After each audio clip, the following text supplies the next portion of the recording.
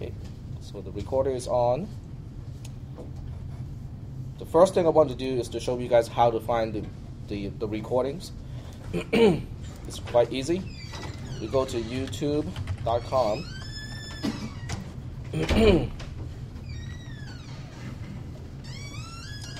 And then you search for, the date of the lecture as well as the course name, which is cisp300. Let's say we want to find out, the lecture recording from last week. I could only keep the second half because the flash drive was corrupted. So you type in the date. Today is the 28th, so last week was the 21st. 2011 is the year, 01 is the month, and then 21 is the day. And then you type cisp300, and surprisingly, this is all you need. And it could not find it. Did I do something wrong? Maybe cisp300 first? No, there should be no space. I'm pretty sure I used this. Can you just search for the username? 22nd. Was it the 22nd? No, I don't think it's the 22nd. Let me check my videos because I know it's up there already. I just have to find it. Oh, it's cisp300A because it was the other part. This one failed, but this one succeeded. So that's the name. I entered it right, but they could not find it. See, to 20110121 cisp300. There's no space in between, and there's a B because it's the part B. The tag has a B in it. The tag has a B. The tag has a B. It doesn't have The tag has a B. No, see the tags here? Yeah, put a space between the B and the 3. You think that's... I thought it searches by title. Does it search by tag? I don't know. And sometimes I don't even put in a tag. Maybe if I just remove the tag, then it will be forced to use the title instead. I also found that when I changed anything like this, it takes YouTube some time to recover that, to re-index everything. So this will not be effective right away. But basically, the whole video is here. The second half of last week's recording was 1 hour and 42 minutes. So it is one big clip. YouTube, let me upload more than 15 minutes of recording now. I can actually upload up to 4 hours of material, up to 20 gigabytes, for one single piece. So that's kind of nice. That's the reward of not uploading anything that is copyrighted.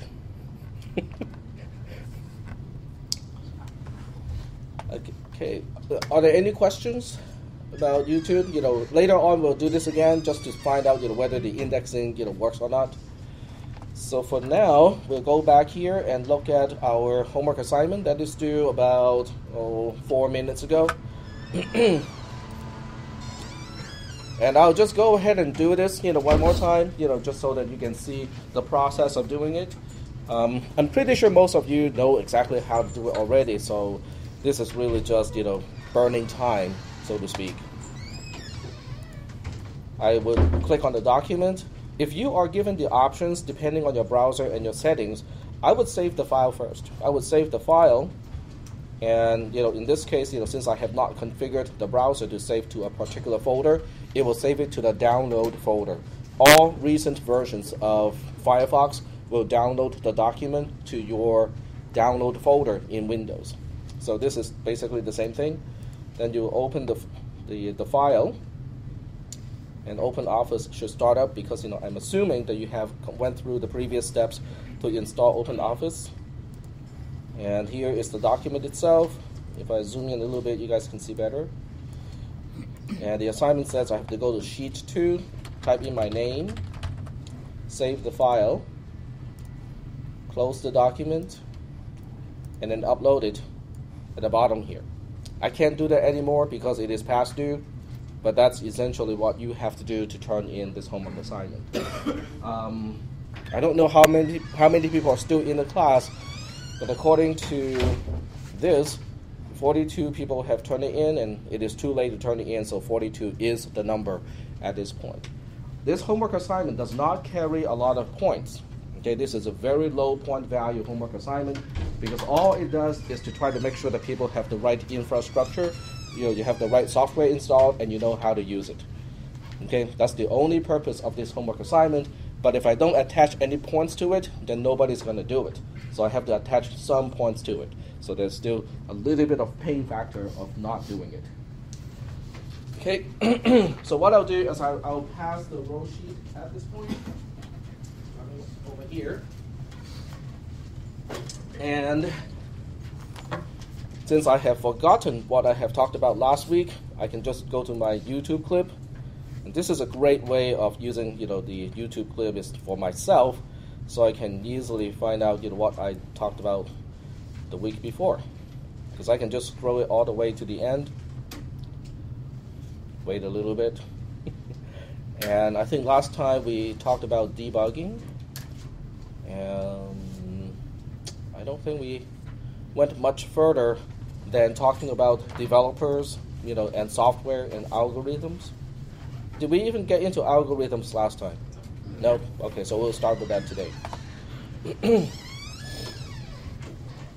All right, so this is pretty good.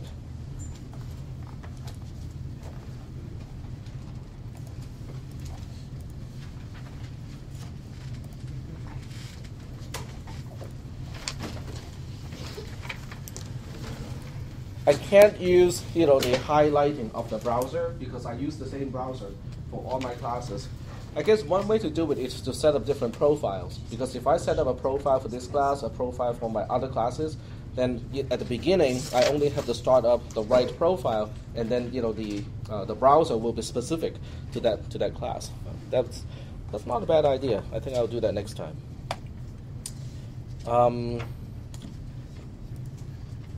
I think we haven't talked about testing software. Have we talked about who is going to test software and why you cannot use the same developers who wrote the programs to test their own programs? Have we talked about that? No? Okay. The reason is quite simple. If you think about it, if an honest programmer, and I'm making an assumption that all programmers are fairly honest, if a programmer honestly missed one point on the blueprint and just completely forgot about something, don't you think that person will also miss that part when he or she is testing the software? So that's why. That is the main reason why we don't want developers or programmers to test their own programs, because even if they are completely honest, they're not trying to cheat anyone, if they missed it in the step of programming, they will most likely miss it in the step of testing. Okay? And that's why testing is usually done by people who are not a part of the development team, and they are specialized in testing software. Okay, there are skills, tools, and whatnot that are specialized, for testing software. Last semester, the Computer Science Club, which is called ArcDev, ARCDEV. For anyone who wants to join the club, it is arcdev.org. Okay, go to that website, and they have announcements about the next meetings and meeting time, meeting place, and so on. Somebody demonstrated a Visual Basic like programming language. It's not exactly VB, but it's pretty close. And the whole intent of that programming environment is to test software. Okay? So the only thing it does is it can locate a particular application window, the GUI, and it can interact with the GUI. In other words, it can go to that GUI, enter text in the text boxes, quote-unquote press buttons, and so on and so forth. So it can exercise another program and record what is going on when the other program responds. And that's one of the tools that people would use for testing. Because there's no way a person can go through all the possible options and all the possible cases to test a reasonably complex software. These days, most of the testing are done automatically, but somebody still has to set up the automated script to test the program, and these people are called test engineers. Now, when a test engineer come up with a test plan, the test engineer does not look at the program code. In other words, this is a black box approach. The test engineer will look at the software, the program, the system as a black box. And then the test engineer will say, okay, but what is this? What is the proper behavior, the expected behavior of this black box? Well, the document that describes that is called the system's specification, which is done by the systems analyst. As a result, the test engineer will take a look at that document and then use that document as the authority to come up with a test plan. If the program behaves the way it is supposed to, everything is good. If the program does not behave the way it is supposed to, or the way the test engineer thinks it is supposed to, then something has to happen.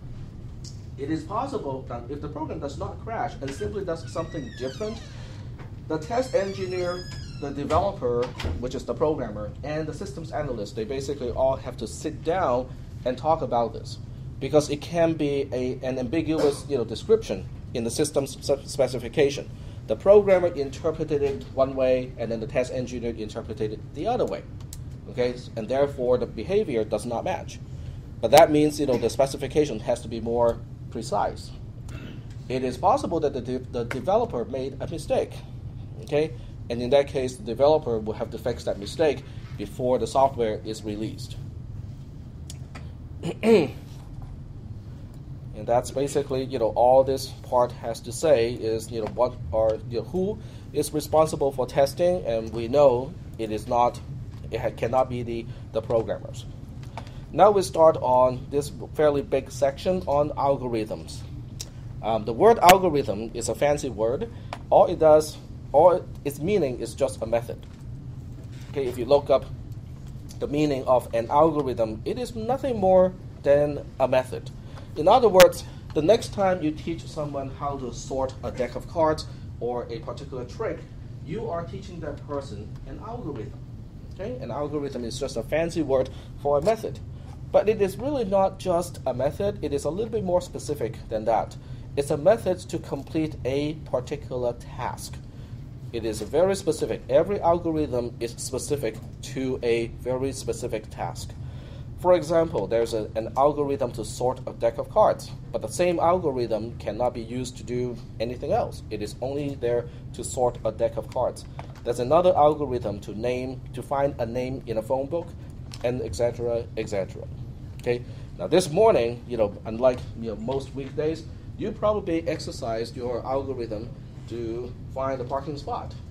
But this morning, that doesn't have to be a very complex algorithm, because I think there's plenty of parking spots out there.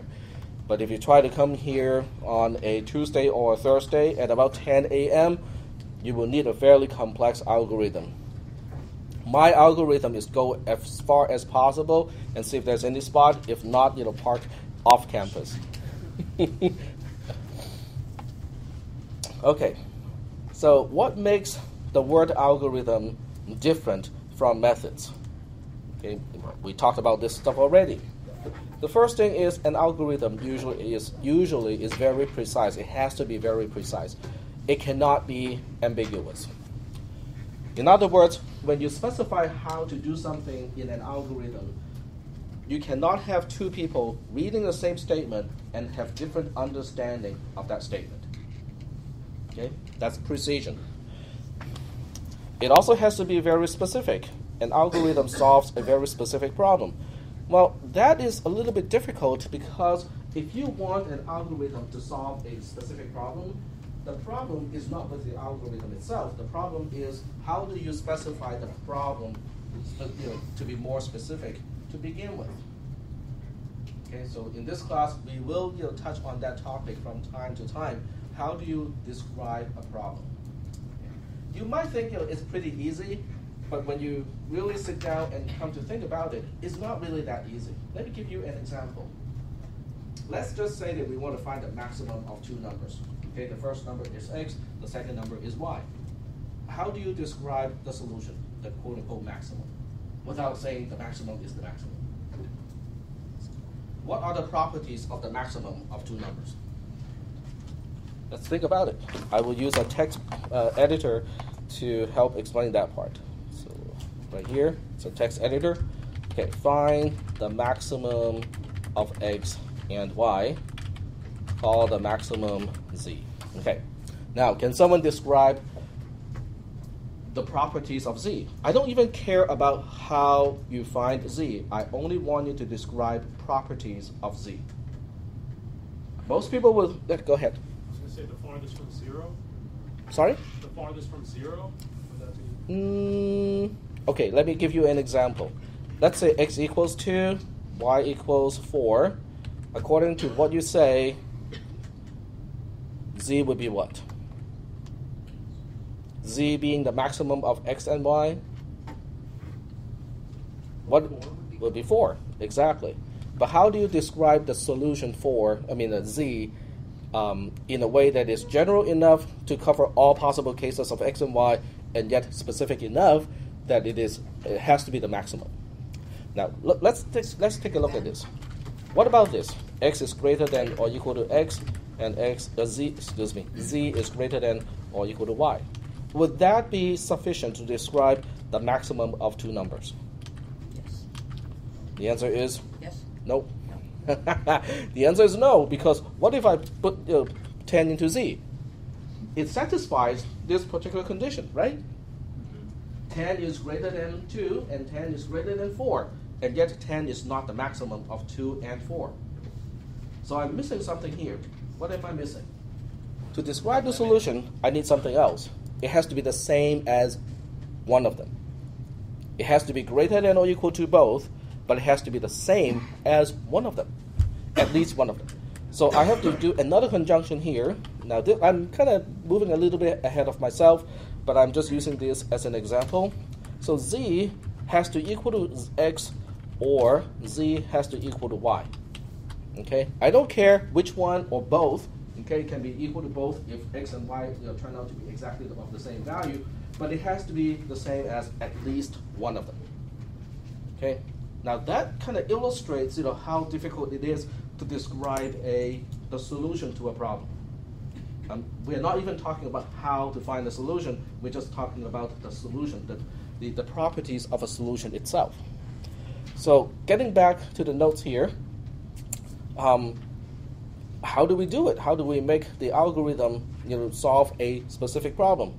It starts with defining the problem first. Okay, you have to define the problem in a very specific way, so that way you can qualify whether an algorithm is actually going to solve that problem or not. Many of you will move on to a 4-year university in the computer science program. If you do, you will see classes with the title of Algorithm Analysis or the Analysis of Algorithms. That class has a very similar name to this class, Algorithm Design and Problem Solving, but those are basically math classes. They're usually upper division math classes. What they talk about is to prove the correctness of algorithms. They will talk about the efficiency of algorithms. In other words, those classes are very different in terms of nature from this class. Okay, those are some of the most difficult classes that some people claim that a university has to offer, especially for people who do not like math. I have a problem with people who do not like math and yet want to program computers. I hope they do not program, they do not write a program in my pacemaker when I get old enough to need a pacemaker.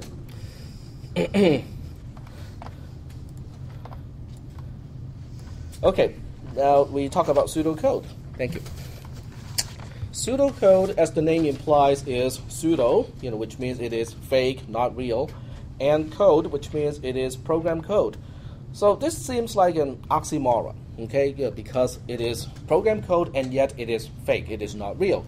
It seems to be pointless because why would I want to write a program in pseudocode and I know for sure that the computer cannot execute a program written in pseudocode? Well, first of all, pseudocode is not intended for computers. Pseudocode is intended for people. Okay. Why? Why do we want to write pseudocode so that people can understand an algorithm? So we can talk about it. So we can talk about it. Very good. So in that class that I previously mentioned, the analysis of algorithms, in that class, when people have to analyze an algorithm, they don't need to use a specific programming language. They can use pseudocode. Now, there's another reason why pseudocode is useful. When you're just thinking about how to do something, and not really interested in making the computer do it right away, you don't want to be bogged down by syntax. Okay, the syntax of a real programming language is very strict. Okay, if you use a comma instead of a semicolon, where a semicolon is expected, the program is not going to work. If you use round parentheses where square brackets are expected, the program is not going to work. If you misspell something, the program is not going to work. Okay? In other words, the compiler or the tool for a real programming language will ding you for every little mistake that you make. That means when you're just thinking about creating an algorithm to solve a problem, your mind will be distracted all over the place just because the programming language itself is very demanding and wants to be very strict. Guess what? Pseudocode is really flexible. Because who is reading pseudocode? It's another person. And people are far more flexible when it comes to tolerating little deviances, mistakes, spelling typos and stuff like that. And that's why we want to use pseudocode when we are coming up with algorithms, so that we don't have to get distracted by syntax. And that's basically this portion, what this portion is saying. And then these are specific properties of a good pseudocode. First of all, we want it to be precise, because an algorithm has to be precise. Pseudocode is the language to express algorithms, and as a result, the language itself should be precise. Is English a precise language?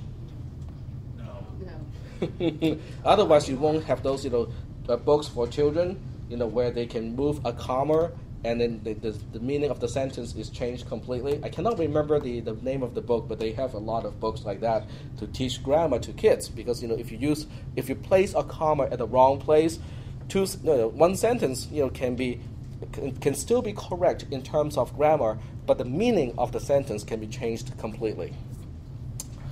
And in pseudocode, we don't have anything like that. Okay, as flexible as pseudocode is, it is still very precise. There's only one way to interpret a statement. The second thing is it is structured. Structured means, we'll talk about this a little bit later. Structured means if you use pseudocode to express an algorithm, you are automatically avoiding spaghetti code. Does anyone know what is spaghetti code? No? Spaghetti code is basically code or methods that are really, really hard to follow. Okay? If I want to give you a visual example, let's look for spaghetti code.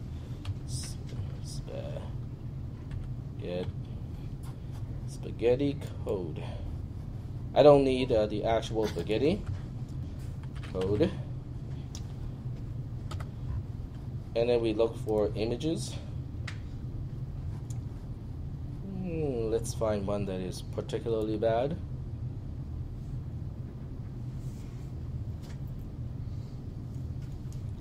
This is making me hungry.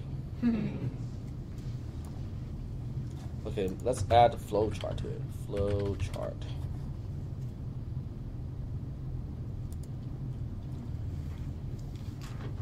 Okay.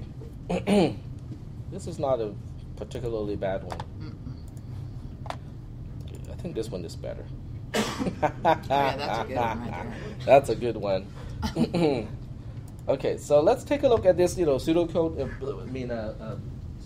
Spaghetti flowchart here. This is why we don't use flowcharts in this class. Okay, because when you use flowcharts, it is very easy to add something to it, and just have its path to point to some other point. And you can write flowcharts very easily that cannot be implemented easily with any real programming language. Mm-hmm. Okay, it starts off easy because you are just using blocks and diamonds to express the logic of a program. But because the expression or the representation is not hierarchical, you can specify something in flowchart like this picture here that cannot really be implemented in any real programming language. And that is bad, okay? That is bad. Spaghetti code in general is very bad because it is almost impossible to debug spaghetti code. why is this program not working correctly? Let me check the code to see what it is supposed to do. You look at spaghetti code, you have no idea what it is supposed to do. And therefore, there's no way to fix the program because just looking at the code doesn't tell you what the program is going to do. Okay? Because even though if you know what the program is supposed to do, you still have to compare that to the actual behavior of the program. If the actual behavior of the program is missing because it is spaghetti code, then there's no way for you to reconcile those two. And as a result, you cannot fix programs. Pseudocode is inherently structured. Another way to explain what is structured in pseudocode is to do this. Imagine, now most of you know how to use a computer. Okay, how to store files, how to look for files in a file system. And let's just say that I tell you one day and say, you know what, Microsoft has decided that the whole concept of folders and subfolders is archaic. We need only one root folder. Okay? C:\/ is all that you will ever need. Okay? Do you think that's structured or unstructured? Unstructured. That is unstructured. You put every single file into the root folder of a file system.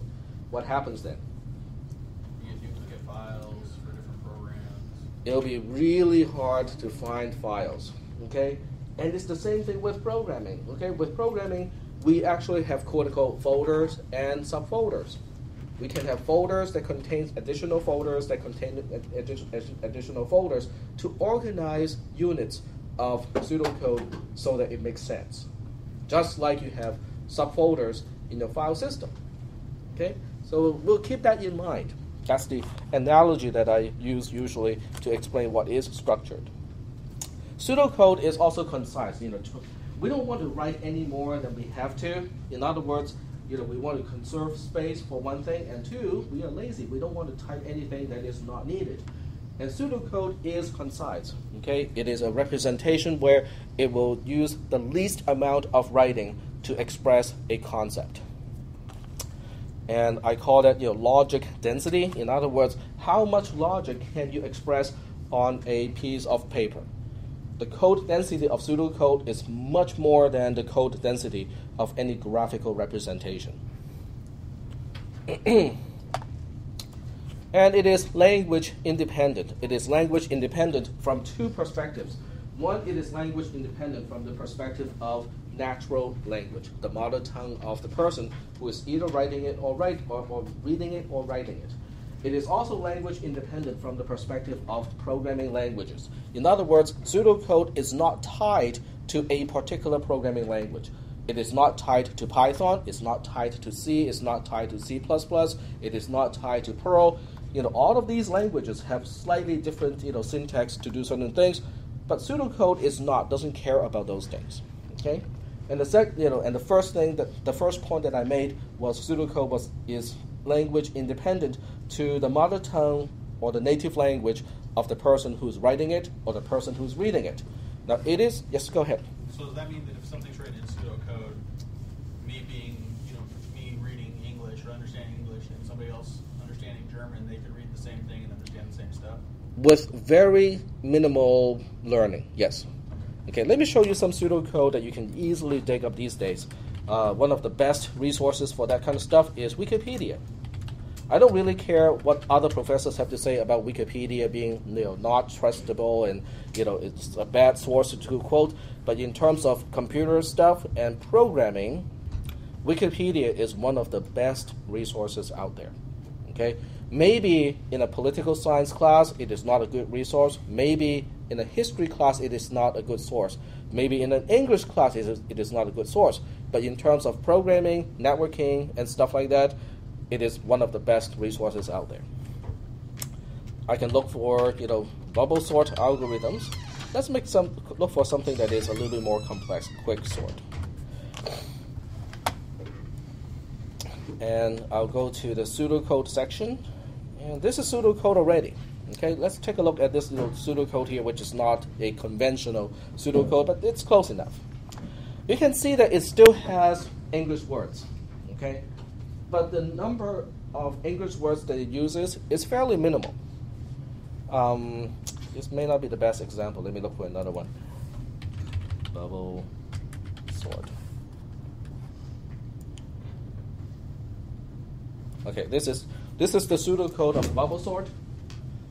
We can see all those boldface the boldface words are the keywords of pseudocode. In other words, procedure, do, for, each, in, then, if, and so on. Those are keywords that we use in pseudocode, but that's not really a big huge number of keywords.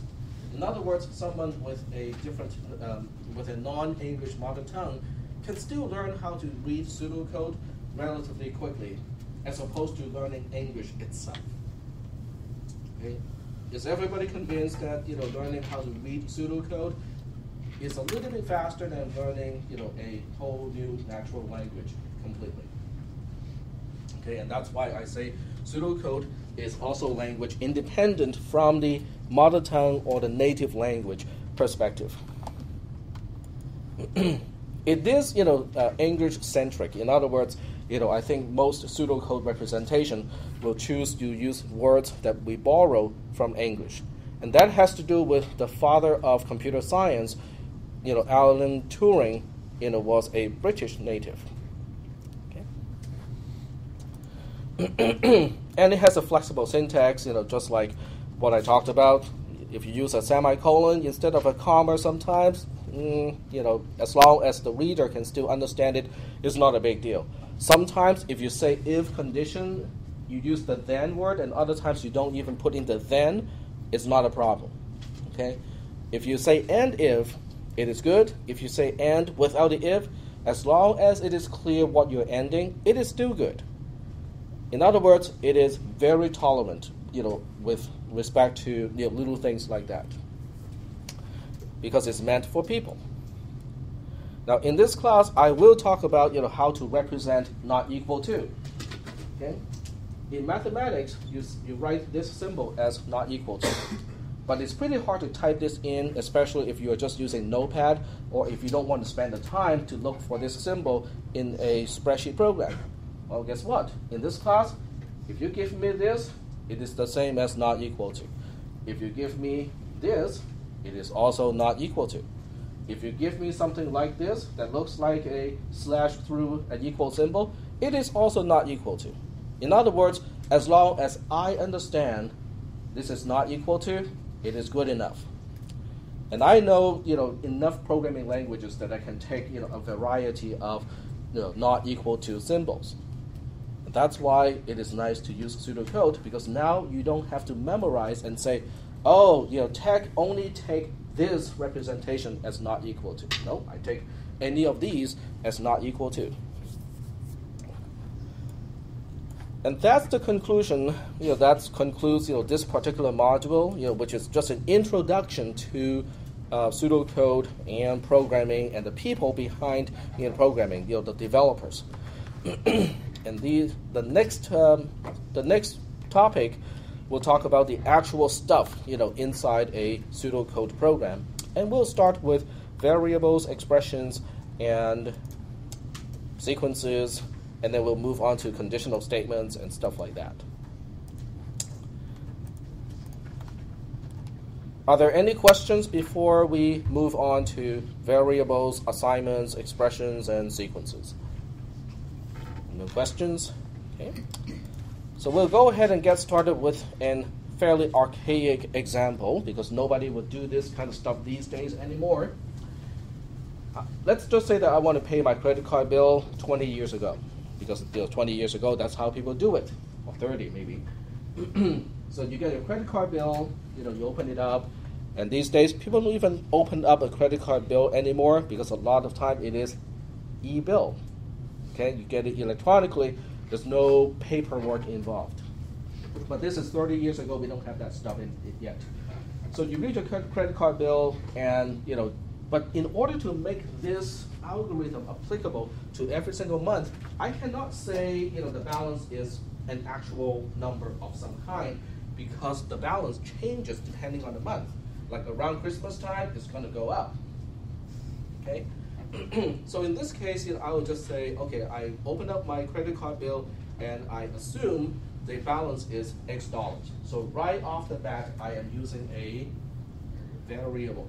Okay, this is a variable because I'm just using X as a placeholder to represent the actual amount of that particular credit card bill. The second step is I would write a check of X dollars and make it payable to the credit card company, put it into the envelope, send it out. But I also have two more steps to do because remember, this is 30 years ago. So I want to keep track of my own available funds in the bank so I don't overdraft anything. But since online banking had not been invented yet, I have to keep track of how much money is in the bank. As a result, I have a book to keep track of all my spending, to keep track of all my income, so that I know, just by doing the math on the book, I know how much money I have left in the bank. So I have to deduct, the same amount from my available funds, right? From the amount that is available in my savings account. And the last step is, if I want to keep track of how much money I have spent through that particular credit card, I also want to add X to the total expense for that credit card. So is that okay? These four steps, kind of, because I know most of you don't do this anymore, because we now have e-banking and we have e-bills and we don't have to keep track of this stuff. What if the bank makes a mistake? How do you spot that the bank had made a mistake?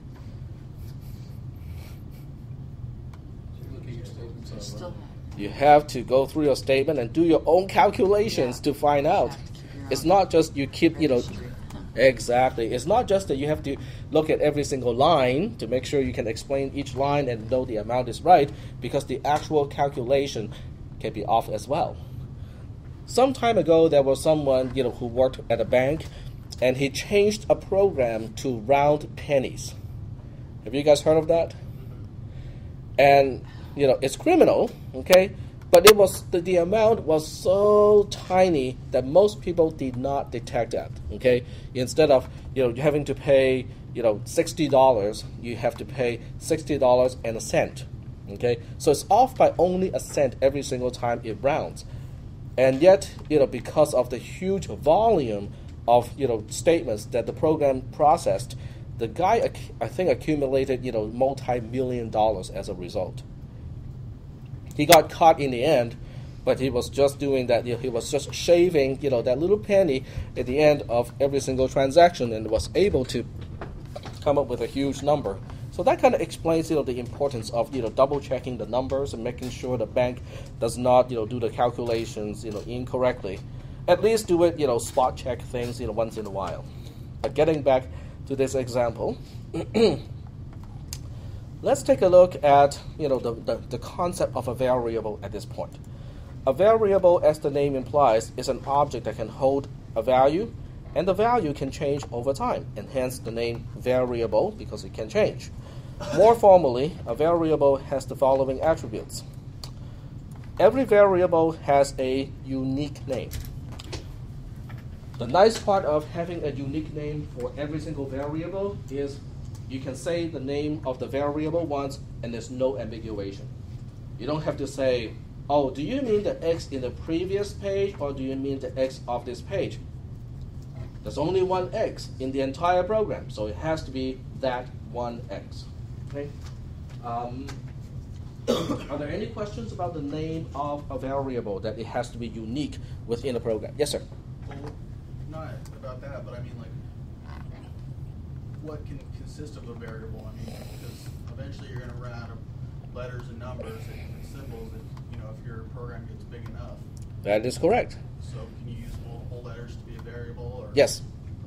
Yeah, you can use multiple letters. You can also use, usually with a real programming language, you can use alphanumeric, and the length of the name of a variable can be up to 256 characters. But on the other hand, we'll talk about that at about one half of this class, in the semester.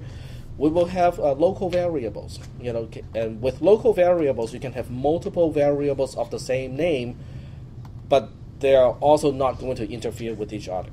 So once you have the concept of local variables, then it is very unlikely that you can even come close to exhausting all the possible names with 4 characters.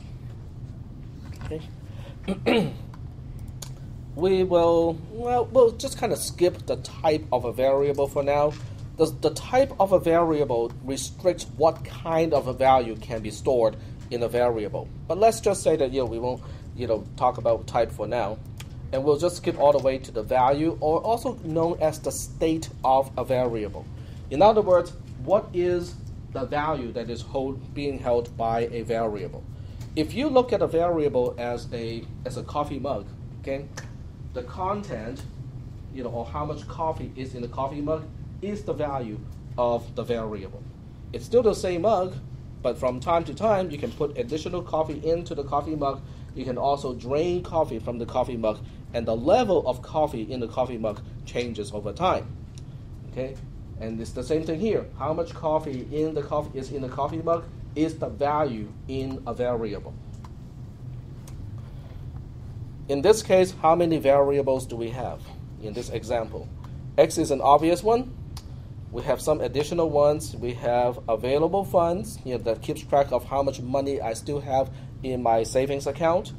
And then we have AE, total expense. In this case, I'm just using the example that I'm using American Express, the credit card. So we have three variables in this case. We have X, we have available funds, and then we have AE, total expense.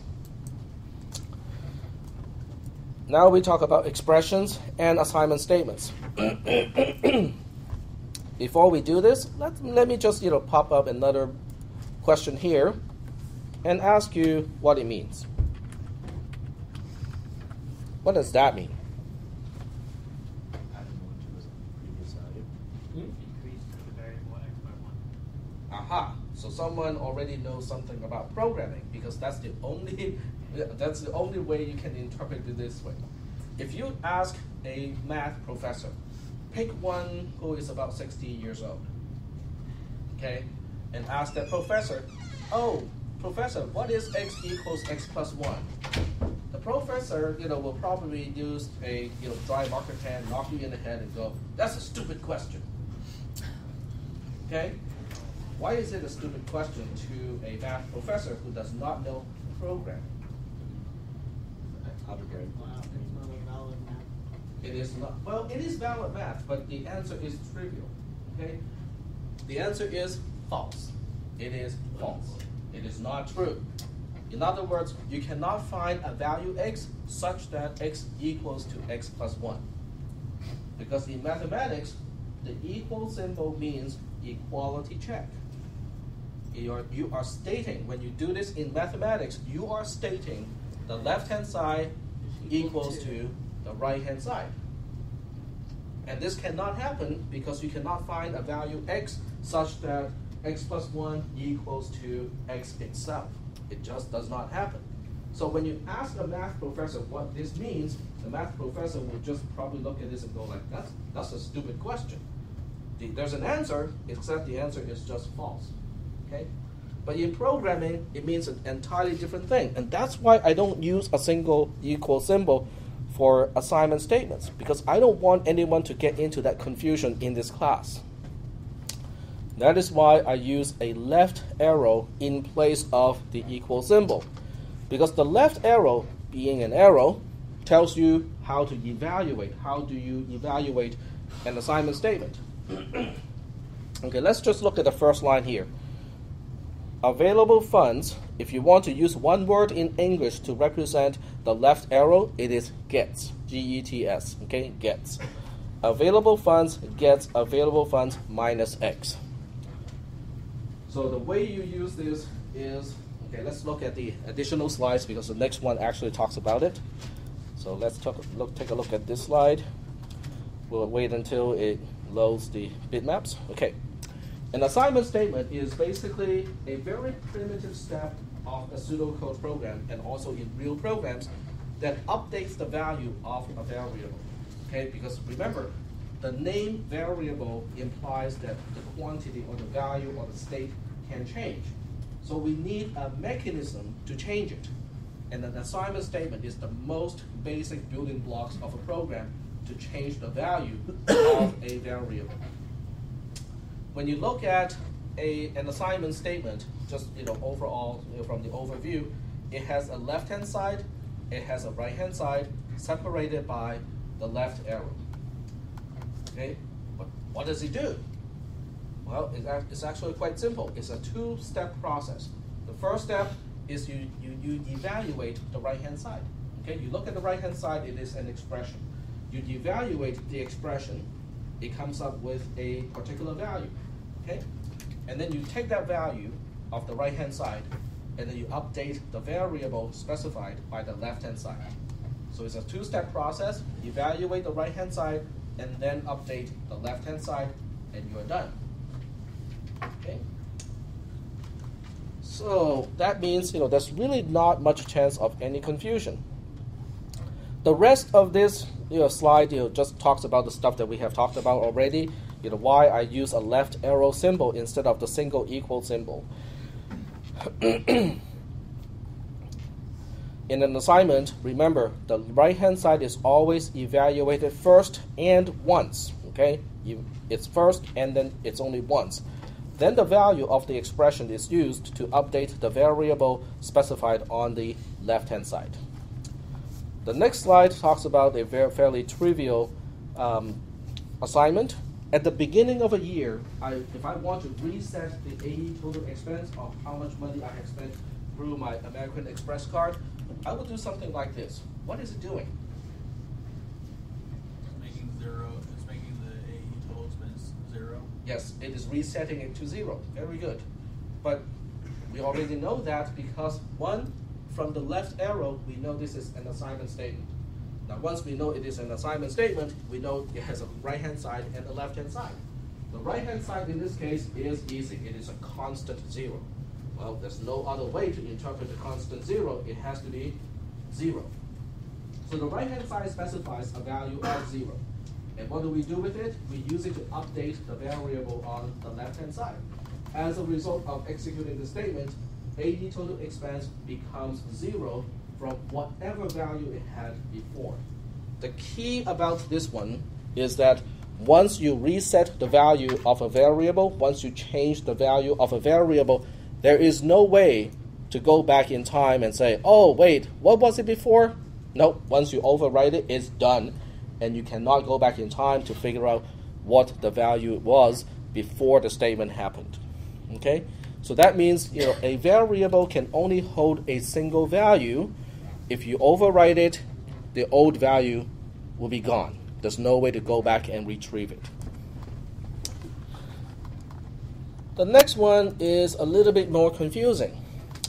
This one says AE total expense gets AE total expense plus X.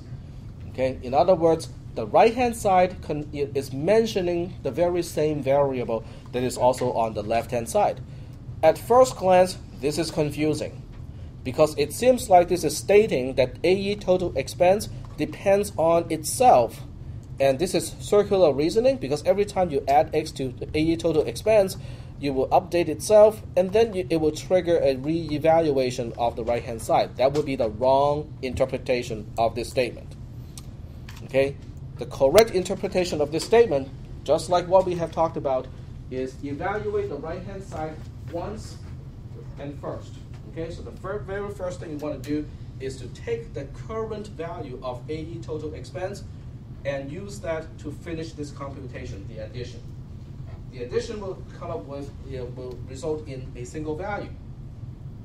You look at that one single value, use that to update AE total expense itself, and you're done. Okay? It's a two-step process. It is not a circular reasoning kind of thing. Are we good on that? I think later on in this slide here, we have an example. So the example starts with an assumption that AE total expense is 263 and X has a value of 71. What that means is when you evaluate the right-hand side, we'll be adding 263 to 71, resulting in 334.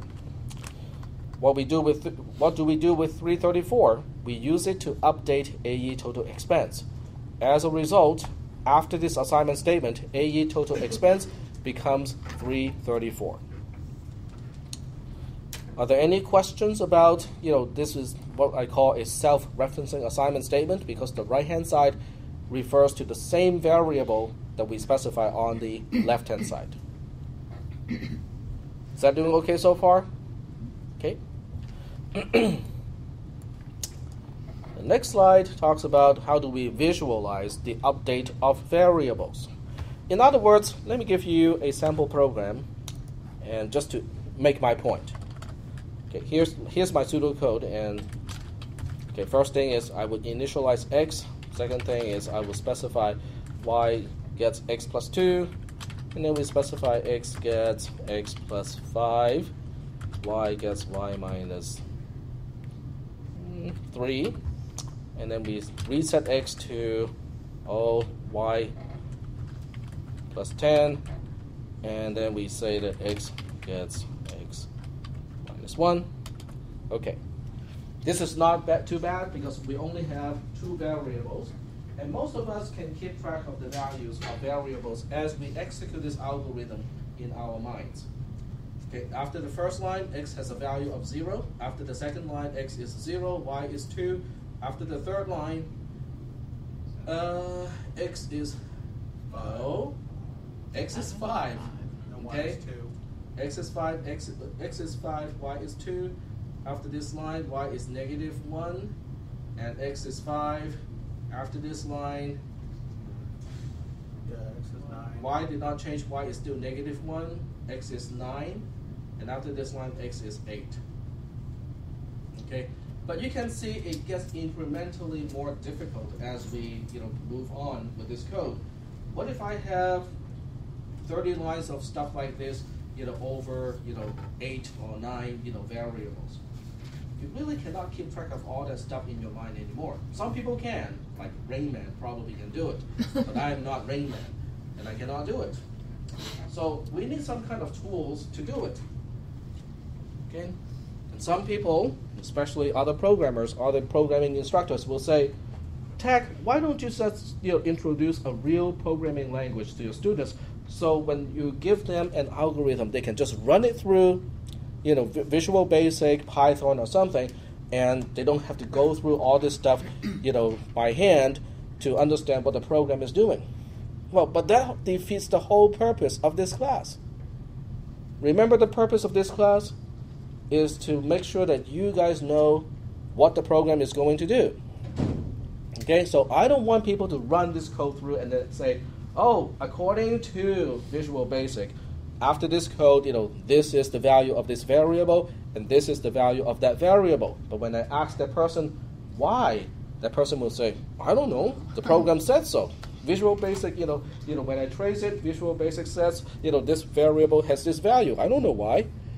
Well, do you think I would have done my job, if my students coming out of this class can only say, "I don't know. The program said so"?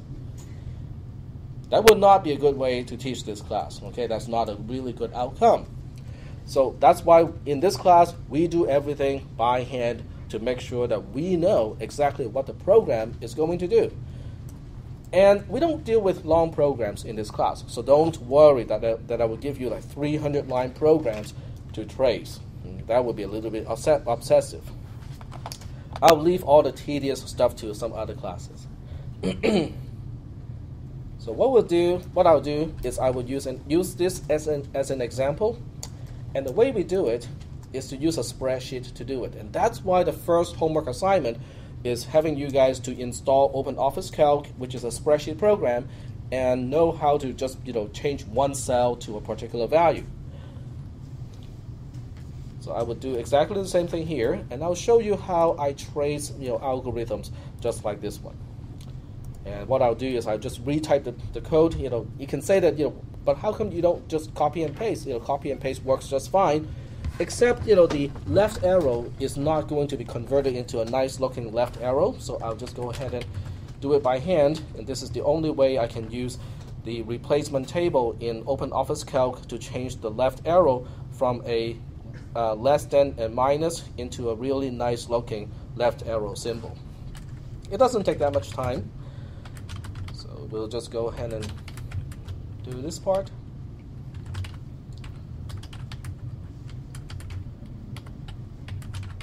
And all this is being recorded as we speak. Anyone who wants to, watch this again can go to YouTube after the class and watch it all over again. Now, on top of this, I also list the line numbers. Now, yeah, but that seems to be really redundant because the row number equals to the line number exactly. So what is the whole point of, making the line number its own column? Well, it is because of this. If anyone wants to print it out, let me show you the page preview. The page preview at this point is like this. If I did not have a column for the line number itself, it would not have any line numbers when I print it out. You can, if you want to, go to Format page and specify that you want the printout to also include the grid lines and also the row number, but that's an extra step. And this is fairly easy to do, and that's why I do it this way. You don't have to do it this way, if you don't want to. But for this class, since I will be the one giving you the pseudocode, I will always do it like this. Okay, so once we have the pseudocode, I don't need to look at this part anymore. So I'm going to slide my window over this, and I will trace my algorithm. This is a really simple one. I could trace the algorithm right next to it, but that's not what I will do.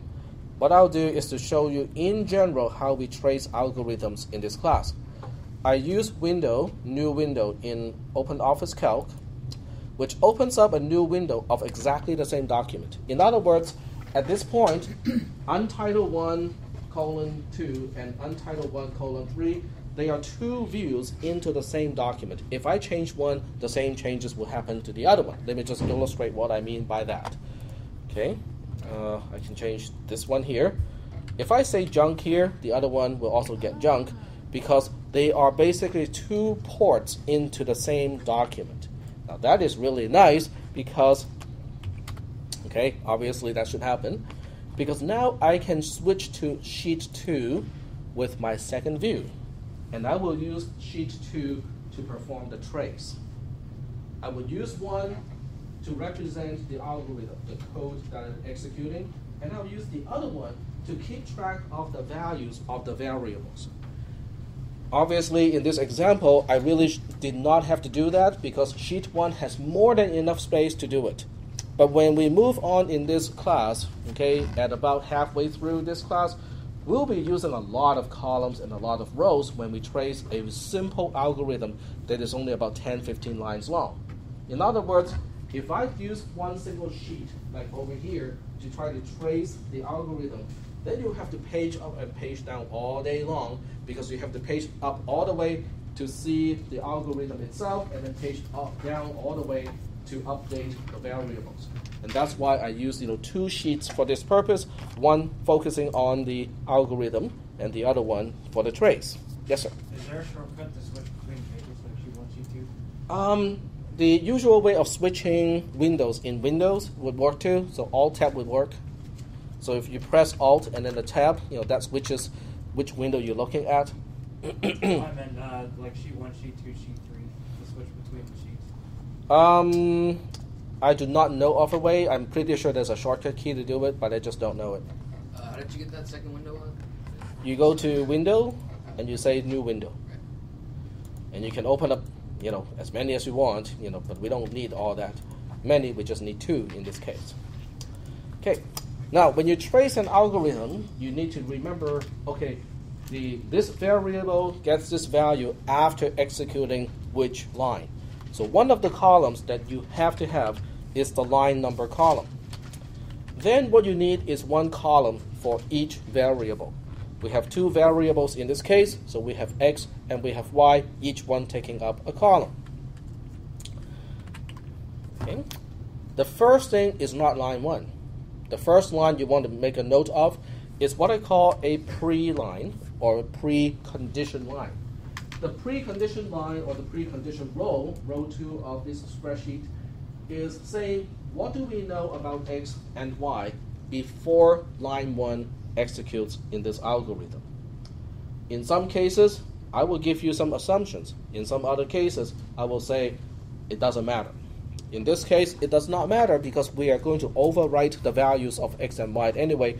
So I would use a question mark to represent that we did not know nor care what the value of x was before line 1, and the same applies to y. Is that making any sense so far? And this has to be very clear. Okay, you have to tell me what do we know about these variables before line 1 executes. Even if we don't know anything, then you use a question mark. Now we are ready. We are ready to execute line 1. After line 1, what do you think will be the value of x? 0. Okay, it will be 0. What do you think will be the value of y? We don't know. The same question mark, right? Because line 1 does not affect y. Line 1 only changes x. What about line 2? After line 2, what is the value of x? 0. 0, because line 2 does not affect the value of x. What about y? 2. Okay, very good. After line 3, what is the value of x? 5. What is the value of y? 2. 2. So you guys are getting the idea of how to trace an algorithm like this. So basically, when you look at a particular cell, okay, we'll just take a look at this cell here. You can see the cell is the intersection of column B and row 6. Row 6 represents line 4. And that's why this particular cell is representing the value of x after the execution of line 4. Are we doing okay with the definition or the meaning of a particular cell? I'll just say it one more time. When you look at a cell, it is the value of the variable represented by the column after executing the line indicated by the line number of that row. Okay? This representation is very tedious because we have to keep track of everything this way. So after line 4, what is the value of x? It does not change. And about the value of y? Becomes -1 because it is 2 minus 3, right? Okay, so after line 5, yes, go ahead. Okay, I was just so like in line 5, like x is just going to become something totally unrelated to what x was previously because. Correct. Okay. Because the right-hand side does not refer to x. The right-hand side of this assignment Oh yeah. is y and 10, which does not depend on the old value of x at all. So you're overwriting it with something that is completely unrelated to the old value of x. Okay.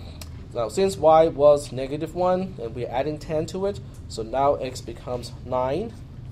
Nothing happens to y on this line. On line 6, we are just subtracting 1 from x, so x goes from 9 to 8. Nothing happens to y. And after everything is done, I use the word post to indicate this is the post condition. You can copy the values down. You can say the post condition is x will end up with a value of 8 and y will end up with a value of -1. Okay? And that's the outcome of this program. After this entire program executes, the entire outcome is we end up with a value of 8 in x and we end up with a value of -1 in y. Are we doing okay with the trace? Now this trace, has an interesting or two interesting properties. If you look at a single row, it is a slice of time. Okay, it is a snapshot. Okay, if you look at this highlighted row here, this is a snapshot of the state of the program right after line 4 executes. If you look at a column, let's say we look at column B. When you look at the column, it is a history of how a variable changes over time. Okay? Because in this case, it is telling you how variable x changes over time. Now this representation is also kind of handy because let's just say that by the time you get to line 4, you have to do laundry or you get distracted by a phone call or something like that. Okay? When you come back from the distraction, it is easy to continue the trace because you already know exactly what the state was before you got distracted. So now you can just say, oh, after line 3 in this program is line 4, and on line 4 we have to evaluate y minus 3, y has a value of 2 at this point.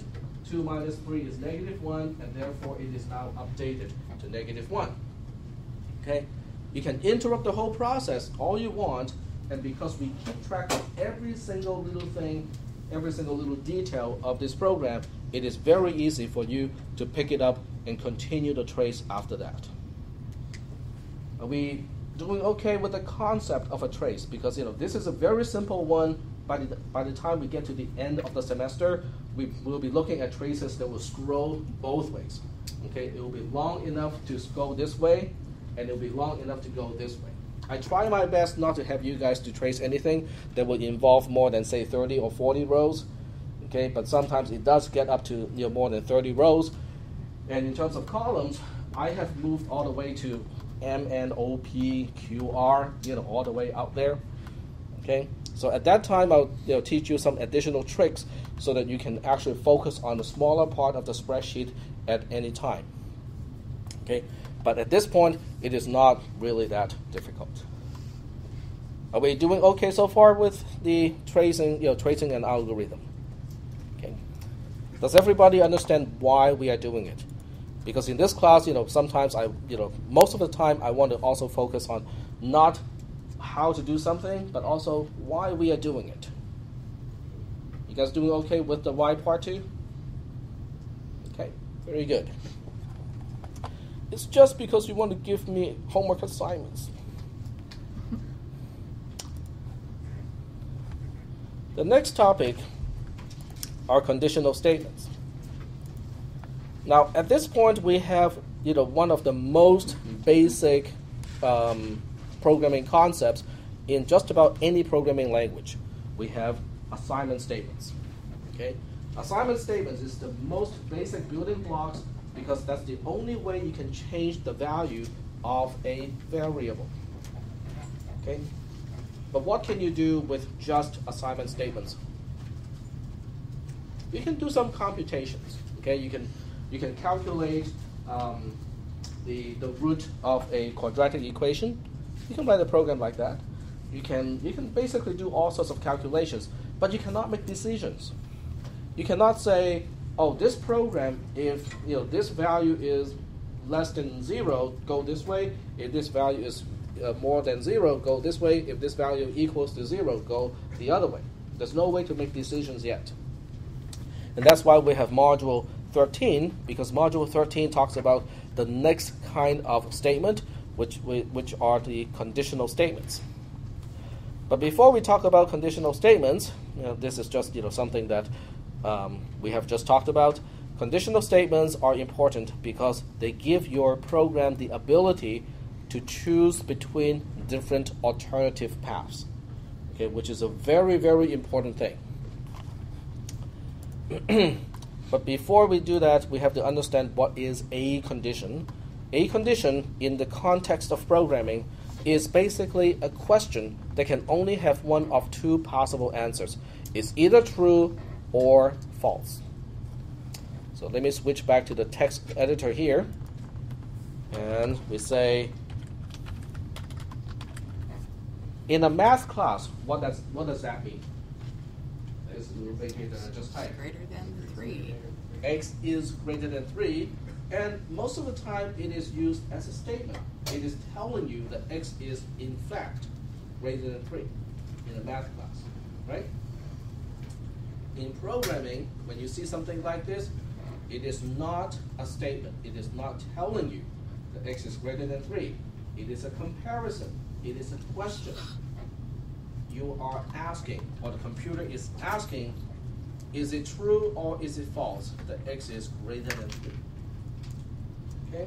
So remember that. Every time you see a comparison like this in computer programming, it is not a statement telling you that X is in fact greater than 3. It is a question asking you, is it true or is it false that X is greater than 3?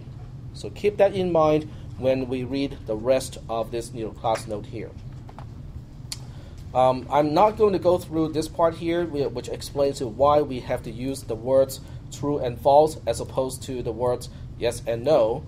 It's basically because different natural languages would have a different polarity. Okay, If you answer the question in one language, you have to use affirmative, but to answer the same question using the same answer in a different natural language, you will have to use a negative. Okay, I know that because I think in some cases the answer that you give in Chinese and the answer that you give in English are exactly opposite. When it comes to affirmative versus negative. So because of all that confusion, that can be the result of a natural language. We choose not to use anything like that, and instead we say whether the comparison is resulting in true or false. So that way, there's no ambiguation at all. That also brings up a good point, because when you look at most flowcharts, they do not use true, false. They only use yes, no, which I think can be also a little bit more confusing. The first kind of operators, which is a fancy name, that can give you a result of true or false, are comparisons. I'm hoping that no one has any problem with these operators here, because these are operators that should be taught in, what, 3rd grade or something like that?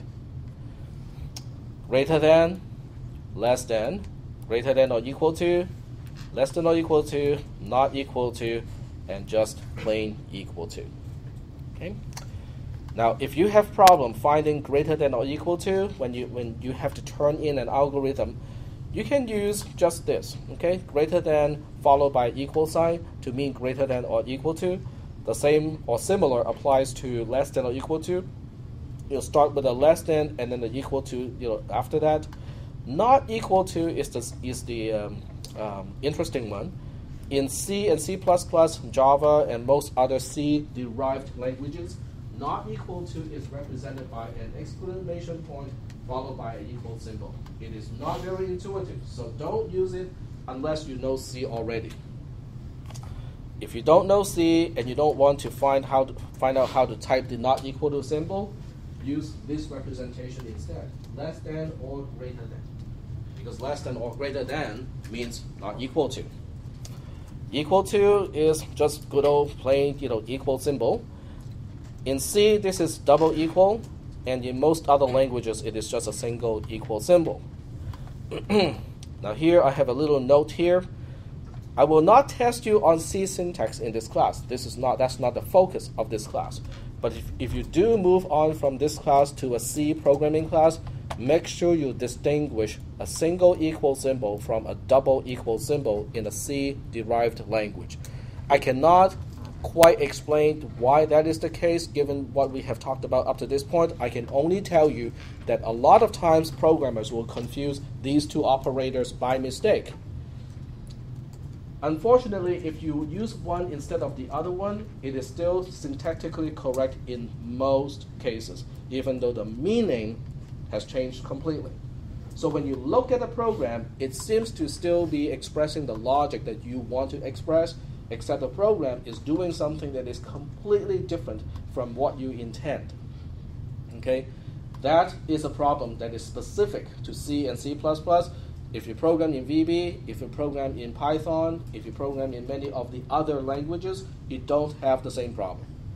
Okay, so C and C++ has specific problems regarding the equal versus the double equal operators. So just be careful when you move on to cisp300 regarding that stuff. We'll defer the discussion of logical operators.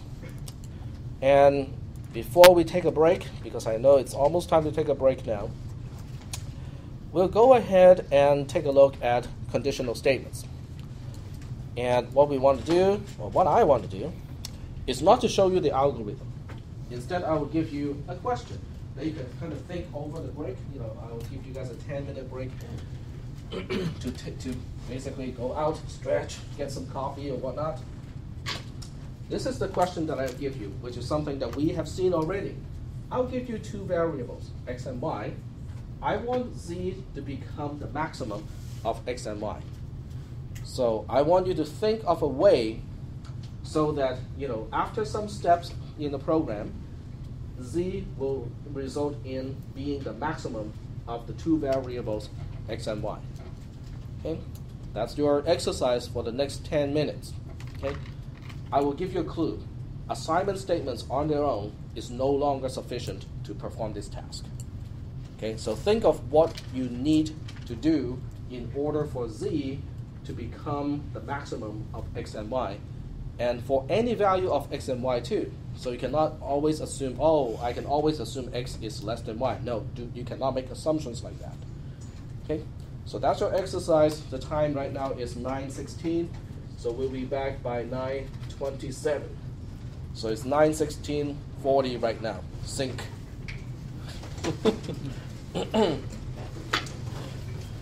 And I can stop the recording for the first part. I'll restart the recording.